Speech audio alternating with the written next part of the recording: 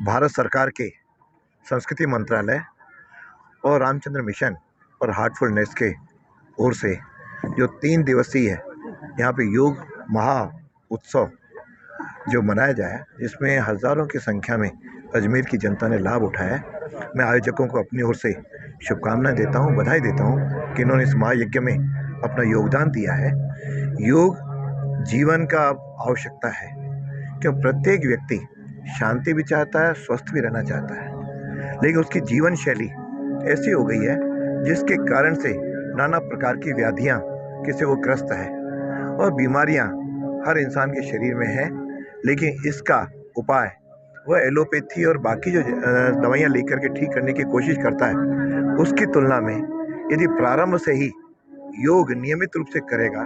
तो निरोगी भी रह पाएगा और इसमें पूरा जो नर्व सिस्टम है शरीर का, उसको मुलायम किस तरह रखा जाए, मस्तिष्क को किस तरह ठीक रखा जाए, यहाँ पे उसके कई मुद्राओं की चर्चा उन्होंने अभ्यास भी करवाया। मैं समझता हूँ ये जीवन का अंग बन जाए, केवल 1 दिन या 3 दिन के लिए योग न करें, इसको अपनी दिनचर्या का एक अंग बनाएं,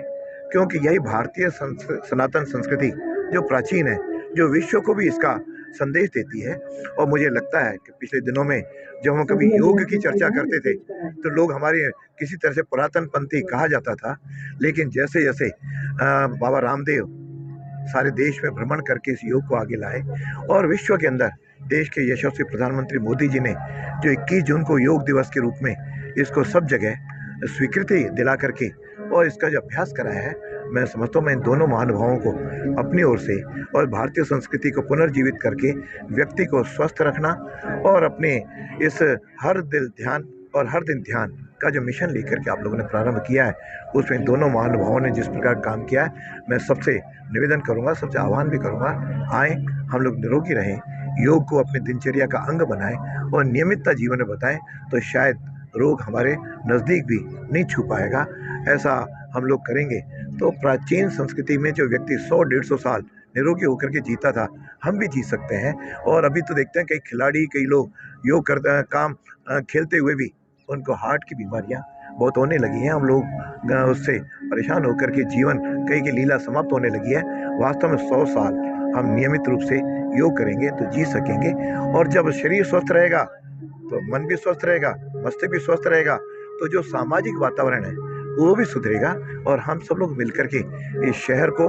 इस प्रांत को, इस देश को, ये जो कल्पना है, हम सब लोग प्रसन्न रहते हुए विश्व की ओर बढ़ेंगे। और भारत जो विश्व गुरु था, वह था शब्द नहीं, भारत विश्व गुरु है और भारत विश्व रहेगा। इस प्रकार का एक संदेश देते हुए हम आगे बढ़ें और अपना जीवन जिए तो भ्रातृभाव भी बढ़ेगा, आत्मीयता भी बढ़ेगी और परिवारों में भी सुख, शांति और तनाव से हम लोग मुक्त हो सकेंगे।